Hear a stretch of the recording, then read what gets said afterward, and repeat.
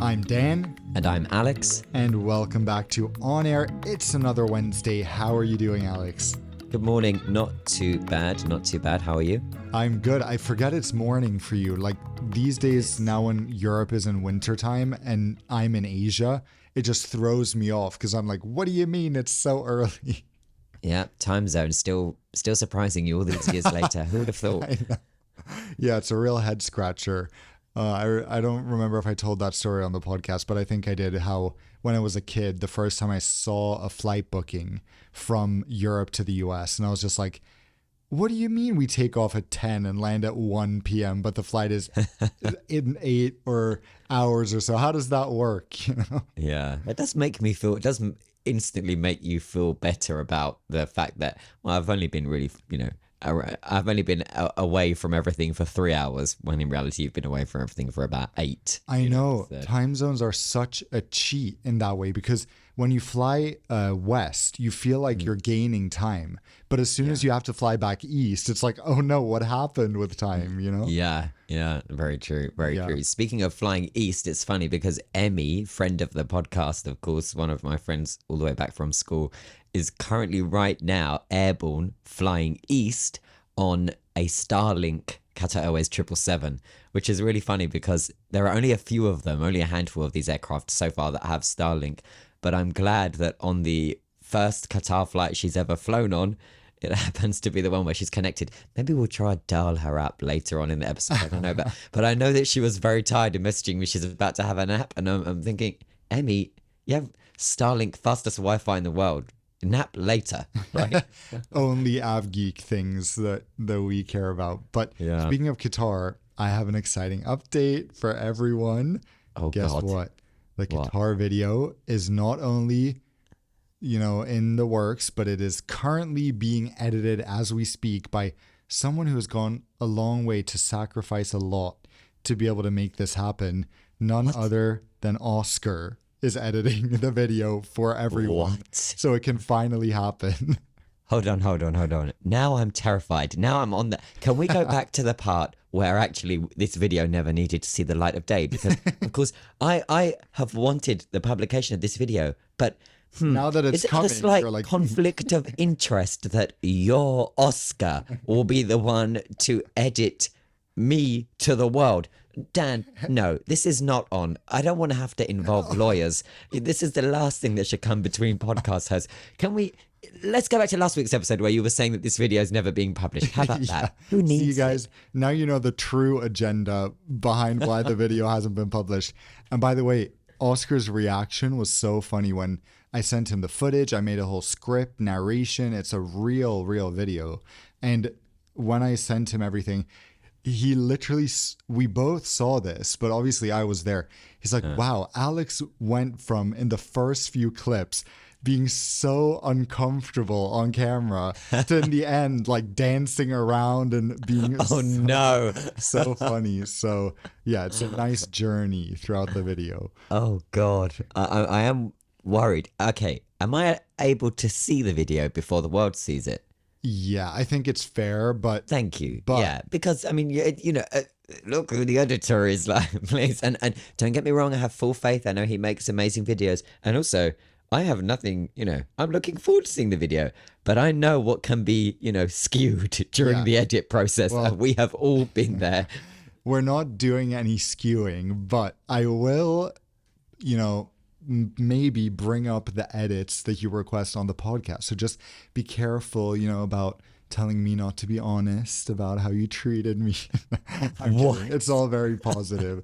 It's all fun. Of course, it's very positive. It is the video where I surprise you with a nice first class upgrade, and we eat our way from Paris to Doha, working through the menu, chatting, discussing XYZ. I think we had some time at the bar, but of course we didn't have too much time at the bar. You guys wanted to something that I'm not including in the video, but that the video made me remember that I had thankfully forgotten, was the other man in first class. Do you remember him?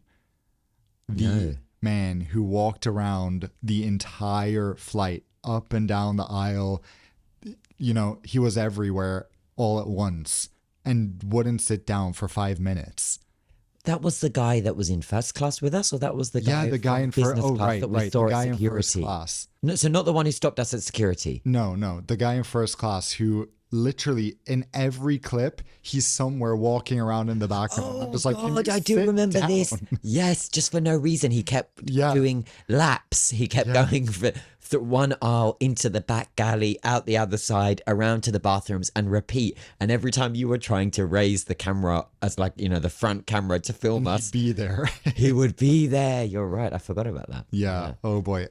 I cannot work on that video because I've been so busy preparing for my Black Friday sale on Points Master. And just one last time, I'll talk about this here because the thing is, it's impossible to even explain how hard it is to make people make a decision that is good for them. Like I've tried with my family for so many years to be like, instead of flying economy on this trip, let me help you fly business for like 20% more than you would pay for economy. It's okay. I don't need it. No big deal. Then when they finally try business, it's like, whoa, I should have been doing this all along. And that's what as I'm preparing everything for this Black Friday thing, I'm just like, it's almost impossible to convey that once you've joined, you'll be over the moon. Like there's no way you'll regret it when you're sitting there on your first business class flight and you've been able to afford to fly business. But before people make that step, it's just like, nah, I'm fine in a middle seat in economy. Like it's really not that bad. I sleep fine in economy, you know? You know those people? Yeah, I do. So now's the time on Friday, guys. Stay tuned. So the part that I found interesting is you did a Q&A on Instagram over the last few days, and somebody had asked you if they were to, for example, take up your Black Friday offer and become a Points Master through your Points Master Pro course, how soon could they end up flying, for example, in business class and just completely overhaul and change the way they fly? Yeah. And you said, well, you know, it can't be immediate, but it can be, you said 4 days. And I was thinking, well, 4 days is pretty immediate in my book. If you're taking a normal person from the street and saying, this is how you typically fly. I am about to teach you how you can fly in another way. And of course, it involves a little bit of investment, but by nowhere near as much as what people think, because it is such a complex system in knowing how to leverage all these best, whether it's the best deal or the best, you know, value for points or whatever. And the good thing is you are there to remove that complexity and let them be the master of it. Thank you, Alex. Yeah, well, I know that this is something that's very beneficial, and I know it's something that people ask about all the time, and I myself frequently suggest that people should become classmates of the class of 2024, because I consider myself definitely a student in there. And the good thing is that I managed to get the on-air podcast Coho discount, so you skip Points Master and just text me. That's the thing. I do just text you. Dan gets a random text from me at about midnight. Of course, he doesn't reply because he's fast asleep. And I'm like, Dan, Heathrow to Paris is 8,000 Avios, all right? Something like by that. the morning you've booked it. So I don't by the morning I didn't even wait for the answer. Yeah. Do I need to open up a Finnair account? Yeah. Or American Airlines, will it let me? Whatever. Anyway. Yeah, I know. Well, there will be plenty of other flights for us to take together. Then it's my turn to arrange something for you, of course. But in the news this week, unfortunately, it won't be coming until 2026. But there are some exciting things on the horizon, like British Airways having just revealed their brand new first class that will be on the A380 and the 777X. This will be especially relevant for you, of course, going back and forth to London, but I think that would be kind of a funny flight to do. Fun/funny. I like how already the new first class is a little bit of a joke to you and that you're branding it as something that would be funny rather than just fun. But yeah, this is BA's new first class that is initially going to debut on the 380, which doesn't fly to many destinations. Is South Africa, Los Angeles, Singapore. The configuration, as you would expect in first, is going to be 1-2-1. Some of the photos, and we'll put them up, of the renderings of what this cabin is going to look like. Initially, I thought once again, it looks like a decent, well-designed business class rather than first class. And I think that's kind of consistent with British Airways. We would often describe British Airways' existing first class right now as, well, we would not, but other people say it's, quote, the world's best business class. It's definitely not even the world's best business class. So they're saying that about first. Do you get it? So they're basically saying that it's more like business. But with the new debut, the rendering reveal of their new first class on the 318 again, I couldn't help but feel it was just more of the, okay, this looks like a very strong business class product. It doesn't look like a very strong first class product, because we know what airlines are doing to push the boundaries in business, let alone in first, where they are raising the benchmark to concepts that look like small apartments rather than what we're seeing with British Airways here. I will note it's being designed in partnership with Collins Aerospace, who manufacture a lot of aircraft seats. The designers I know have worked with Tangerine, which is a design consultancy firm based in London, and all the kind of little tidbits about the seat. It's going to be the widest and longest British Airways seat ever. Okay, you would expect that. The center seats, the divider is going to come down so that you can share the space, but it's not going to be a double bed that you would get, for example, on Singapore Airlines or Qatar. The TV, it's going to be 32-inch 4K personal TV. Again, nothing revolutionary. We're seeing that already with airlines.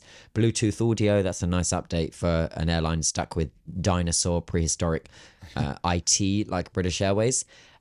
Interestingly, no big build-up to this. This was just released on the night of their Christmas drinks, which sadly I had to miss because there's a lot going on right now in preparation for the funeral of my lovely grandfather, bless him. And on that note, I'll just thank everyone that has got in touch with lovely messages. It's really, really heartfelt, especially, the listeners. We don't know you guys, but we feel like we do. And so that's really nice. Anyway, so British Airways, new first, couple of aircraft, A380, 777X, if that ever arrives, and whenever that ever arrives. I think the main part that I liked of this, and I think you'll pick up on this as well, was the storage. I like the rendering of being able to hang a suit in a wardrobe and it shows a Rimowa bag underneath. That looks cool. Yeah, it does. So I have to say, I find it kind of funny, as you said, there is less hype from British Airways themselves about this product than about their new intra-European economy class. Yeah. Remember that earlier this year. Yes. You're so right. Yeah, slightly different things to get excited about. But I think this looks like a perfectly nice product, but it does make me think of those business class plus things, the first row of business that you see on airlines now. Like Allegris, or Virgin Atlantic, or the 330 Neo. Have you flown on the 330 Neo with Virgin Atlantic? No, I haven't. I mean, have you been on the aircraft? You know my history with Virgin Atlantic. Yeah, and they don't let you fly them much, do they? No. Yeah, although I do love them. I haven't been on Virgin's A330 at all. I have, and I was not impressed at all. Really? I was expecting so much more. I just thought everything looked so cheap. Even those first few rows that are supposed to be, they called them the love suite or something like that. It's part of the business class, but they are bigger seats and they cost more to allocate there. I just thought the finishing, everything just looked cheap throughout in all cabin classes, and the lounge area, the social space, the bar. Goodness me, have they wrecked that? I mean, it was the equivalent to sitting on a dentist chair. It was just. And even the crew that were on board with me agreed with me that space has just been absolutely butchered with this design. They said to me, barely anyone sits there when it's on the 330 Neo because it's not pleasant at all. The seat is really, really high and you kind of have to sit individually. I think I can't remember if my feet were touching the ground sitting on. It's like really elevated. Yeah, it's tough to be short. Alex. I'm not short, Jan. I'm just under 6 foot, but you are incredibly tall. So we've had this conversation before. Anyway, Virgin, I didn't think did a very good job with that design on the 330 Neo. BBTB, bring back the bar. Bring back the bar. But that's what Richard Branson said they're going to do because he agreed. That's right. But I think in general, Virgin Atlantic is one of the best airlines in Europe, even if you say the cabin doesn't look especially. I think that's a stretch. One of the best airlines in Europe because the bar is so low in Europe. Airlines are No, Virgin Atlantic this year has, even with all my problems, has become one of my, I would say, definitely top 3 airlines in Europe, but in terms of Western because it's airlines, Europe, so Europe, very fine. high. But it's because Europe has a low bar. As I said, is Virgin Atlantic better than Lufthansa? Yeah. It's better than Air France? Yeah. Iberia? Yes. Etihad? Yes. Here we go. We're now getting through most of Europe. SAS? Definitely. British Airways? Yeah, kind of in many different areas. So, of course, that puts them high. But then Virgin Atlantic on the global stage? No. Yeah, I mean, but they're mostly competing for transatlantic and Yeah. UK to South Africa or other parts of Africa where, again, the competition is worse, a lot worse than Virgin Atlantic. So if I lived in the UK, I would be happy to have them there. But anyway, this is not the debate. It's about, we're not really debating. We're just saying BA's new first class looks interesting. It looks perfectly comfortable, but definitely not something very exciting, especially considering it will still not launch for 2 more years. So I think, speaking of airline products, we have something exciting that just happened last night. We had a little A350-900 10 years after the aircraft type debuted fly from a little town in not the south of France. In the south of France. Dubai. In the south of France. Okay, anyway, you tell us what happened. Emirates have finally taken delivery of their Airbus A350 around 10 years after the launch customer. A350s are in service almost everywhere now with so many different carriers. Many of you guys, the listeners, have experienced the A350, and it is still definitely one of the best ways to fly in any cabin class because of the air quality, because of how quiet it is, the smooth ride, and so on. I did recently 2 overnight flights pretty much back to back, right? And the overnight flight on the 777, goodness me, did I wake up like the air is so dry by the end of the flight. It hurt to gulp. I mean, it was just, you felt this layer, and we've spoken about this time and time again, but I can't quite believe that there has been, there's no solution to it. It's just how the 777 is. Whereas, and I wear a Whoop, the Whoop kind of the wristband that gives you all of the data. And so the Whoop had told me that I had slept a solid 5.5 hours, which is great. Couldn't have done better. So I knew I slept very well and very deep. On the return sector, I flew on an A350, and again, I slept 5 hours, 10 minutes, but I woke up feeling like I'd woken up in my bedroom. I woke up completely normal. And it really goes to show that, that difference. Anyway, so the 350 is still completely comfortable. Yeah, and I also have to say, I notice a difference between newer compared to older A350s, that newer ones compared to 9 or 10-year-old ones are even better in that respect.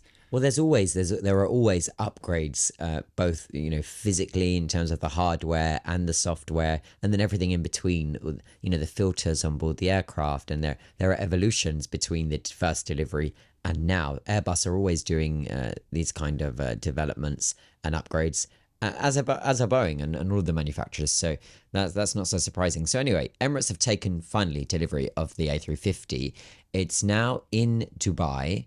We've had a few photos of some guests and media that were on board.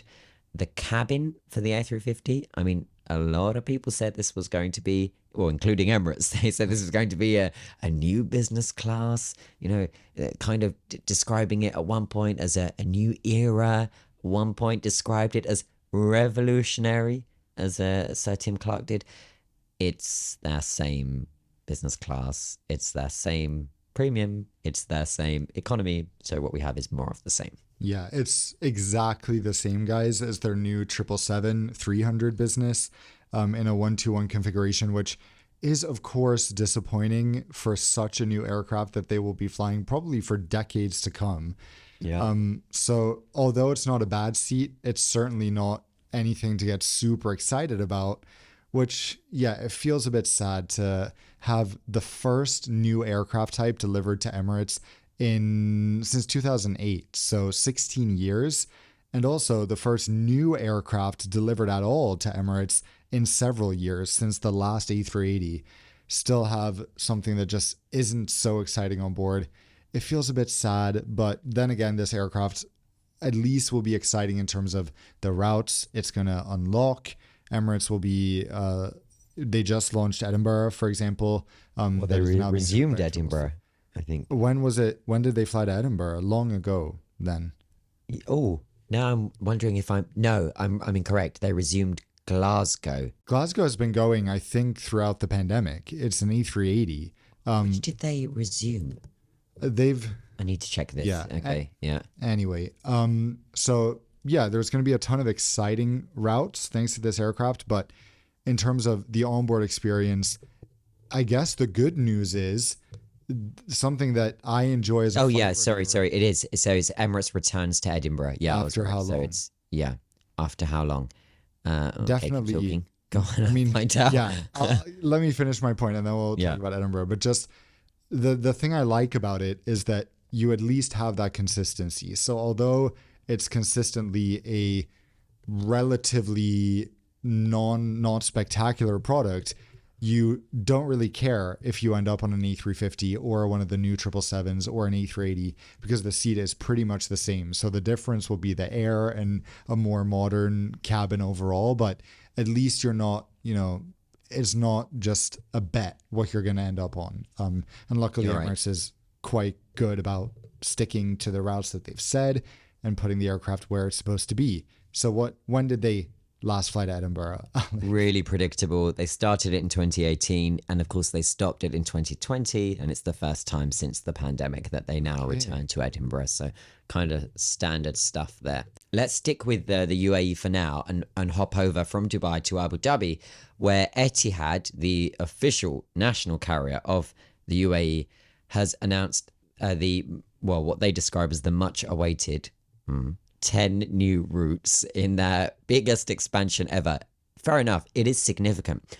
It is significant when any airline launches some new routes, but for Etihad to announce 10 in a day, I tried to think about what if I was in charge of this, if I would have wanted to stagger an announcement and kind of, drop a route a week for 10 weeks just to keep the momentum going. Where could be next? Rather than drop 10 in a day and then the news cycle moves on 24 hours later. That's a good idea, actually. I think you're right. That would create a lot more hype especially if you tease a little bit every day. Yeah. And because these are some, I think, incredibly exciting routes. And we're seeing flights launched to some cities that don't really have a premium airline serving them. They don't really have long haul flights. So should I read off the list of destinations? Yeah, so let us know. What are the 10 new routes? So slightly less exciting, Abu Dhabi, Algiers. We already have Qatar Airways and Emirates flying there. Of course, Turkish and a bunch of airlines other than them. Atlanta to Abu Dhabi with an A350-1000. This is interesting. And does this hint that Etihad is about to become partners with Delta? Because that is needed for Delta because they don't have a close Middle Eastern partner. They have Riyadh Air. They will have Riyadh Air. And how many flights do Riyadh Air operate currently to Atlanta? Next question. Oh, yeah, that's right. Okay. Well, of course, we're excited to see Riyadh Air finally fly. But for now, they need a partner that is fully functioning and that isn't Saudi, let's be honest. So Etihad would make a lot of sense for them. So we have Atlanta 4 times weekly.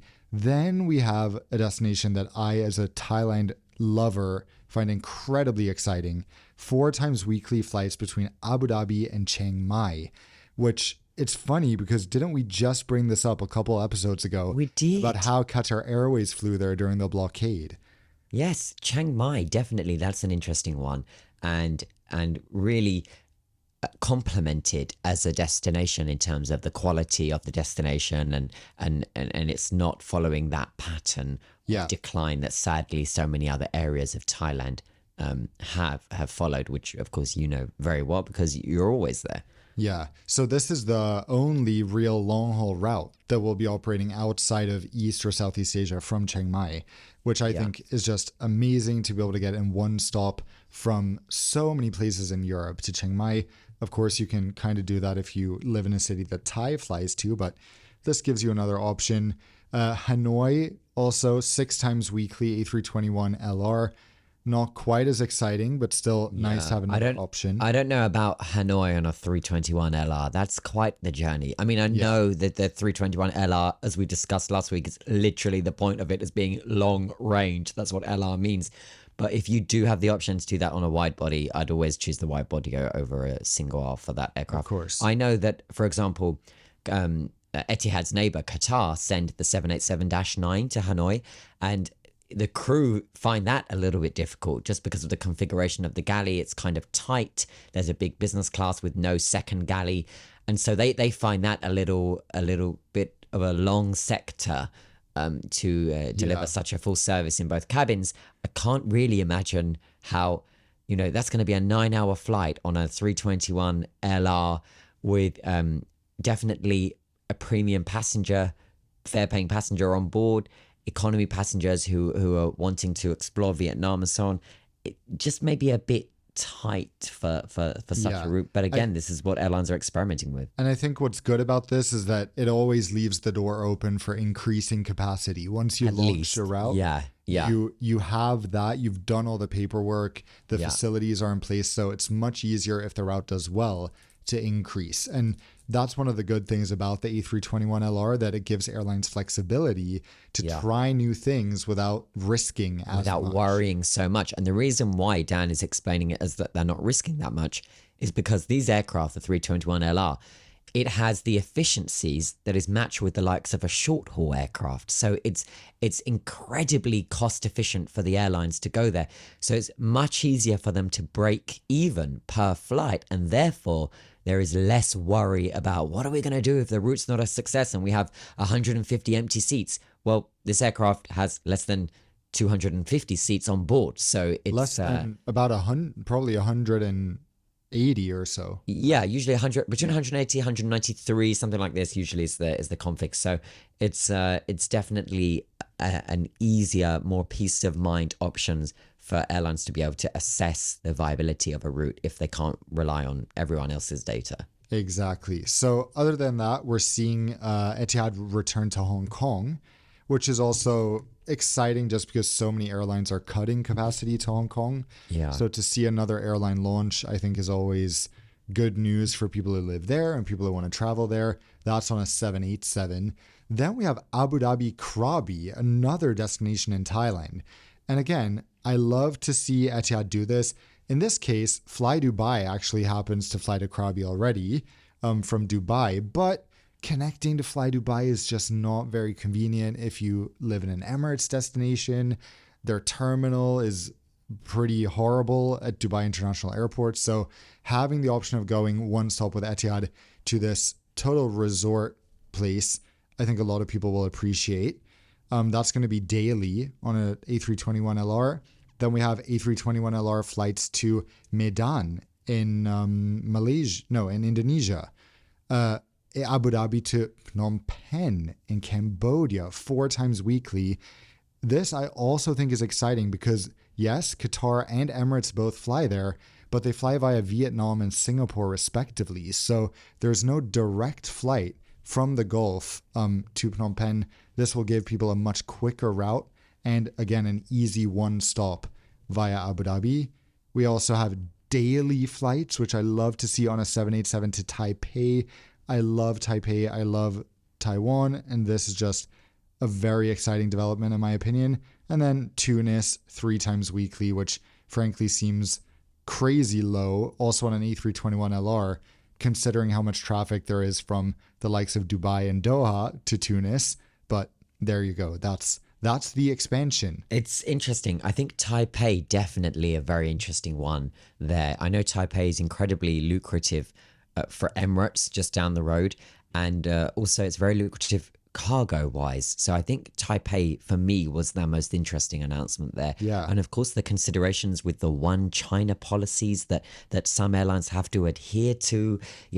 China has been known to pick up the phone and insist that airlines are not to fly, for example, to Taipei, and in return be able to gain greater market access across mainland China and so on. So airlines are always caught in incredible difficulty when trying to play that balancing act. So I thought this was the most interesting development of that list. And it's also very interesting to look at how the two 787 destinations, the two wide-body destinations, are Hong Kong and Taipei, meanwhile, Etihad is cutting down on their Chinese network. So they fly to Beijing and Shanghai only, I think, in China. So it shows a slight reprioritization. Obviously, they're not very interested in launching more flights to mainland China, which might be why they're making this decision. Of course, Emirates flies an A380 high density daily between Dubai and Taipei.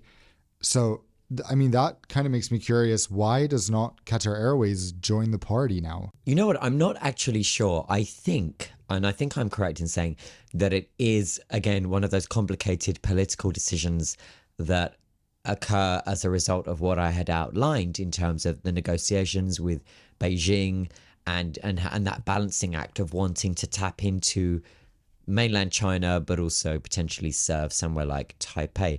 But let me try and get a more definitive answer and I'll come back to you on it. Good. Well, I wanted to ask you, what do you think of the fact that there is this, and excuse the pun, mass exodus from X, formerly known as Twitter? Because, slowly but surely, a lot of people that I look forward to their tweets, look forward to their threads, I find them super informative, they're all dropping out. They're dropping like flies, just leaving X because of what has happened to X as a platform. And don't get me wrong, I use X quite a lot and it has just gone to complete trash over the last few weeks, especially. I barely see anything from anyone that I actually follow, and I just see endless things associated with the Republican agenda and Elon Musk's different ventures and so on. And it's like, okay, if I was interested in all of that, I would have actually, told the algorithm that's what I want to see. Why are you showing me this? I've never expressed interest in such. I want to see aviation, global affairs, politics, news, not this, it's just gone to, there's my feed is full of loony bins. It's just, it's crazy. So the reason I bring this up is because where it was just friends and then colleagues leaving X, now it's airlines because little Austrian, who, let's face it, we never hear from, right? Because they just let their parent do the talking over in Frankfurt. Okay. Austrian posted this sassy advert that shows a cabin crew in their iconic red uniform pointing to the exit doors. And it says, "We took a moment to locate our nearest exit." And it says underneath, "Austrian is closing this account, effective immediately." Austrian said, "Auf Wiedersehen." Austrian said, "Auf Wiedersehen" to the X platform. But the funny part is that this is just so... I thought of all airlines, I didn't have that on my 2024 bingo card. Like, Austrian gets ballsy and gets sassy and throws shade at removing itself from a platform that, let's face it, a lot of people until now rely on to get in touch with airlines, to find lost baggage, to follow up on customer service complaints and so on. It's interesting. Do we think more airlines are going to follow? Probably. So as far as I understood it, Austrian didn't leave. They didn't make a political statement about leaving, right? I think there were also some things about Twitter getting a new terms of use thing a few days ago, which made, well, actually, they left on the 31st of October, I see now. So they left before this latest wave of everyone deciding to leave Twitter. But also, we're in an era where airline customer service is getting more widespread in other avenues. You can text a lot of airlines now on iMessage or WhatsApp to get support. Well, iMessage? I've never texted airline on iMessage. I do that with Delta, and they actually have a great iMessage tool. Like, it's way better than anything I've used on WhatsApp. I use WhatsApp with some airlines. Yeah, so I think, DMing an airline or tweeting them is very 2018 in my mind. I still do it sometimes. You're telling me I'm very 2018.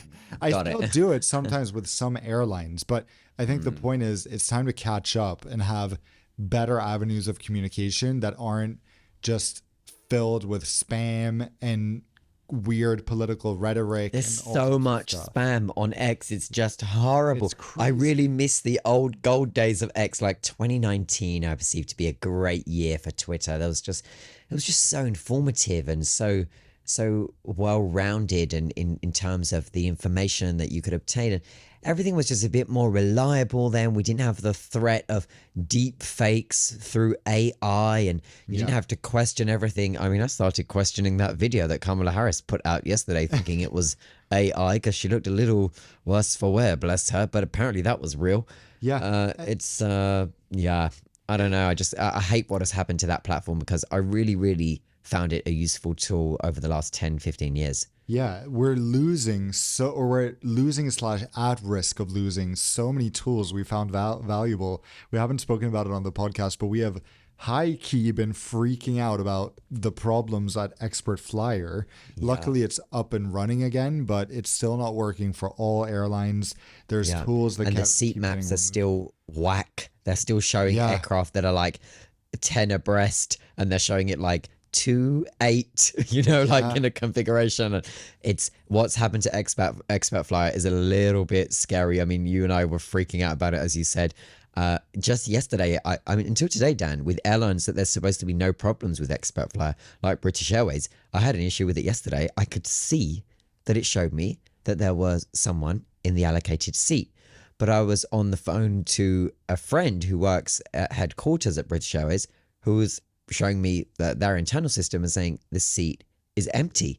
But ordinarily I would absolutely trust ExpertFlyer and what is presented on the system there, but it got it wrong. And actually in turn an hour later to arrive and see that the seat was empty. So why was it inaccurately being represented on the website? I think this is a great example of how vulnerable we are to one service being down, because the 10 days or so that it didn't work earlier this month or late October, that was really, like, genuinely, while I was traveling, I had such a hard time. I was like, wait a minute.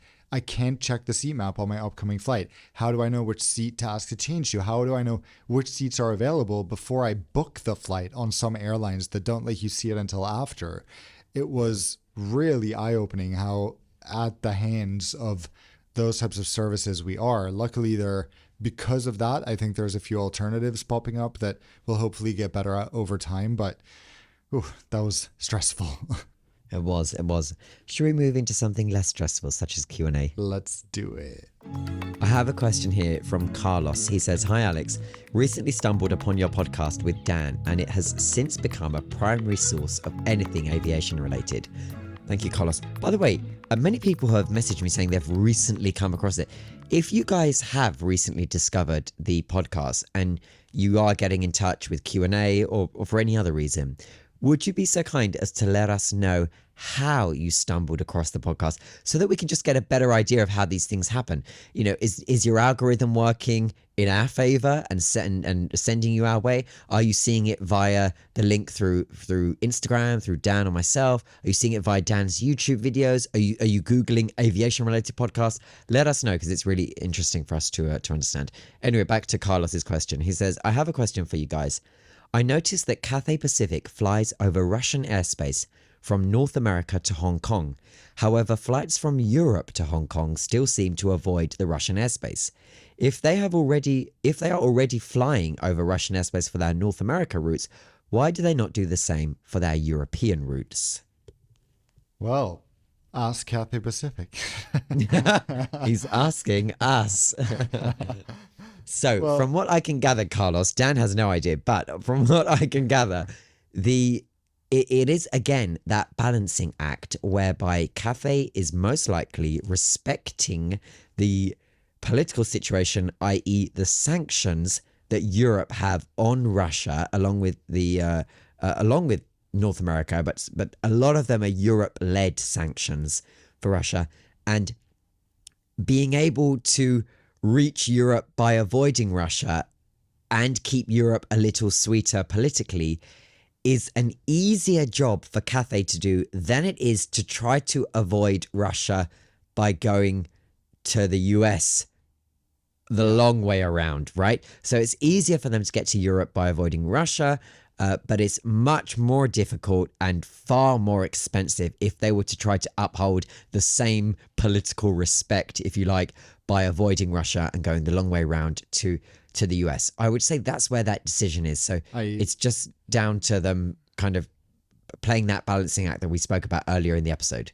Yeah, I think it also comes down to the fact that the flight times to Europe are almost the same. It hasn't been impacted that much. But when it comes to Hong Kong to the US, they physically could not fly from Hong Kong to the east coast of the US, which is why we still don't have United's direct flight from New York to Hong Kong, which they had before the pandemic. And well, yeah, I guess it never resumed because of the war. But there's a lot of routes there from US Airlines that have not come back because they can't use Russian airspace, while Cathay basically is only able to fly there because they use it on those routes. So it's kind of also what's convenient from a cost perspective, right? Definitely. Let's move across to Shanghai, where Joe has got in touch. Hi, Alex. I'm Joe, and I live in Shanghai. I have a question for the podcast. I'll read out one of them because he sent two. He's asking if we think the 777X will be delayed or you know, will it be delivered by 2026 or do we think it's going to slip? And he adds by saying, thanks a lot, by the way, the best podcast ever. Thanks for the great podcast every week. I hope you can make it twice a week. We love listening to it. Also, can you ask Dan when he's going to post the Qatar Airways first class video with you? I've been waiting for that. I hope it's good. Well, we had that answered at the beginning of the episode. Look what happened when I stopped asking. He came to us like a little puppy, wagging his tail, trying to tell us, look, I've got a QR first class video for you. What do we think? Do we think the 777X is going to be delivered on time by 2026? My answer, no. You? My answer is we can only wait and see because 2026 is a full year. It could be January or December and it's still 2026, but it could. No, but remember that it's supposedly it's by 2026. Now we know through insiders that it has already formally slipped to 2026. That's what I was But the idea, if you ask a Boeing rep now, they're telling you that it's by 26. But of course, definitely not before 2026, in my opinion. Probably well into it, or who knows? Hopefully, it comes out at all. I have a question here from Clem. He says, "Hi Dan, saw this comment. Oh my gosh, wait, it's a she. Sorry, Clem." Clem says, "Hi Dan, saw this and made me think of your comments with Alex on the podcast." So she's sharing this funny, I guess, meme on Instagram. I sound like I'm 6 years old.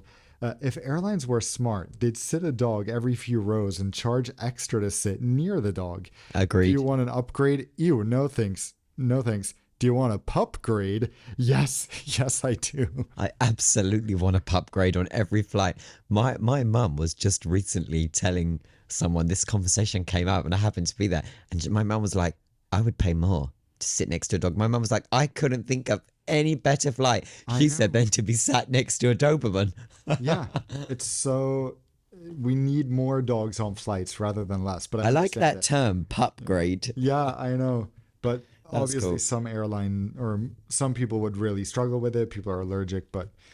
I've got a question here from a listener who prefers to stay anonymous, which of course is, you're very welcome to write in anonymously, of course. They say, "Hey Alex, as always, love the podcast. I know you've been discussing this for quite some time, but I had a rather interesting experience. I flew from Europe to Asia via Istanbul with Turkish Airlines. On the second sector, so the second flight, we were told to shut all the window blinds. I didn't. A flight attendant came over telling me, but not asking me, but telling me to close the blind. I replied, I paid extra for this window seat and I want to look outside the window. And then things got weird. She said," it says, "and I swear, it's the law. You must close it or I will press charges." In order to calm the situation, I closed the blind. Wait, do we know the route or no? No, we just know that it was Europe to Asia via Istanbul. Okay, because like keeping a little bit shady. So the question actually is what power do the flight attendants actually have here? Could she have gotten me into serious trouble, like pressing charges or banning me from Turkish Airlines? Best regards.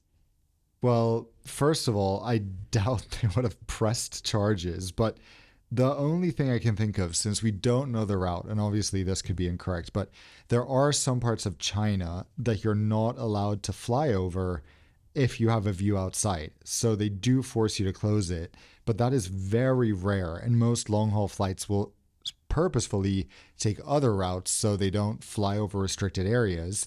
But even so, I think Have you ever been on a flight on those no. flights where they've I've forced you? I've flown over Because China a lot. it is rare, isn't it? I haven't really heard many people. I've seen it a bit online that there are those flights over some parts of China that China worry that the aircraft is flying over something, secret military information or whatever, so they force everyone to close their blinds. But of course, I mean, how can this be enforced entirely? Of course it can't. Someone having a little peek at the drones below, who's gonna know? So what they do, I mean, I know that there's even some airports in China where you have to close the window shade for takeoff and landing. Yes, that I have heard. Yeah, and there it's kind of cool because they shut all the window shades, turn off every single light besides the emergency exit, lights, of course. And then you can tell if someone opens their window because light will flood the cabin. So it's obvious if someone is looking out. Or if it's night, even, I think. But what if light would come just in. everyone agrees? 1, 2, 3. they let all this light into the gate. God, it's like Bird Box, that Yeah. movie on Netflix, remember? I think that would I don't be a like bad that. idea. Also, it's not great.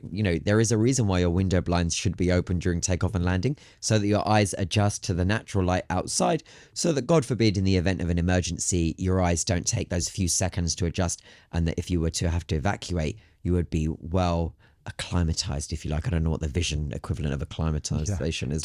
Tell that to the United States of America, who do I not. know. I always find that bizarre. Oh, we're in America. We're just going to take off in the dark, and have the window shades down because we like AC and ice. I know, and we hate nature. I don't want to look outside.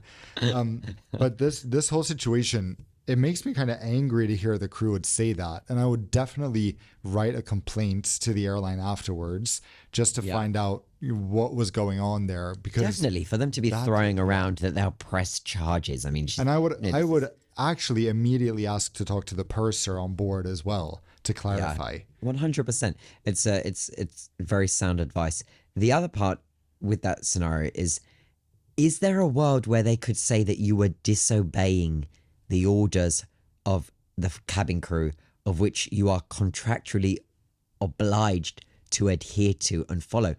Potentially, yes. So I think you did the right thing by just closing it because it's a strange phrase. But I'm like Dan, I wouldn't have left it there. I would have demanded to speak with the purser, and then I would have been in touch with the airline after arrival.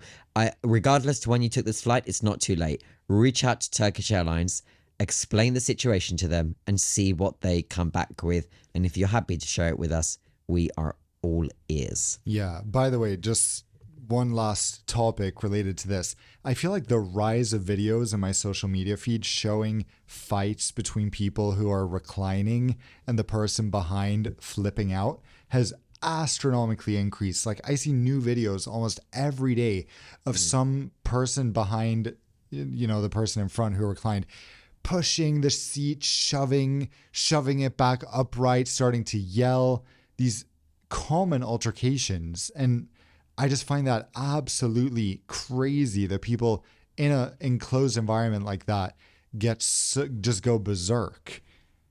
I agree. Like sometimes I don't know. Is it happening more, or are we documenting it more? Yeah. Or it's just society. Is this the decline of society? Is everyone just up for a confrontational fight on a plane? It's terrible. It's no joke. And my honest thought when I see that is just thank goodness you and I and Oscar, we don't find ourselves in those situations so often, since we're lucky through Points Master or through whatever to be able to this turn into a marketing opportunity. But oh my God, honestly, you think it had enough of the plugs at the beginning of the episode, and here we are rounding off the episode again with an advert. We get it, Black Friday deal. Yeah, but just the fact that when you're in business, how lucky are we that we don't have to worry? We recline without thinking about it. And I spoke about my economy flight on Virgin when I was downgraded, and I was debating, should I recline, should I not? And this is something I never used to think about when I was younger and flew economy all the time on long haul flights. But now it's become such a loaded topic. And the fact that you should have anxiety about getting more comfortable when you have a right to recline your seat, I just find so crazy. So it's book just a another upgrade instead. Book a pup upgrade. Yeah, or at and it'll be a least far more book, pleasant experience. you know, it's funny how in a way that turns into a marketing opportunity to convince people to fly a premium cabin, because you see that and you're just like, oh boy, this is bad. Yeah, very true. Well, look, we'll leave it there. It's been a pleasure as always, and we look forward to hearing from you guys by DM if you have any questions, thoughts, comments, or if you want to leave a comment via YouTube, because this episode goes out there. But the majority of you, in fact, the overwhelming majority of you, are listening via Spotify, wherever you do get the episode. We want to say thank you as always for being a part of the weekly grind. And Dan, I wish you a pleasant rest of your week. You too, and lots of hugs and support to the family ahead of Thursday. Thank you. Wait, is it Thank you very tomorrow? much. It is tomorrow. Yeah. Oh wow. It is. Yeah. Thank you so much. Lots of love to everyone, and lots of love to our listeners. We will see you next week on air. Bye bye. See you later.